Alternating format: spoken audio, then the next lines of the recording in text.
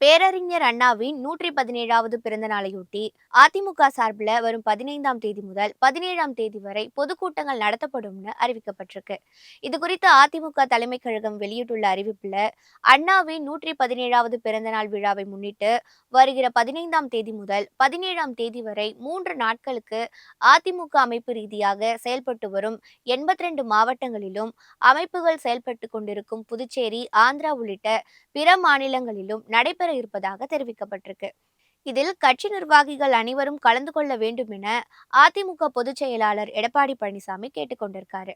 ஒவ்வொரு மாவட்டத்திலும் பொதுக்கூட்டத்தில் பேசுவோர் பட்டியலும் வெளியிடப்பட்டிருக்கு. வரும் 15ஆம் தேதி தென் சென்னை வடக்கு மேற்கு மாவட்டம் சார்பில் நடக்கவுள்ள பொதுக்கூட்டத்தில் கட்சியின் பொதுச் செயலாளர் எடப்பாடி பழனிசாமி பங்கேற்க இருக்காரு.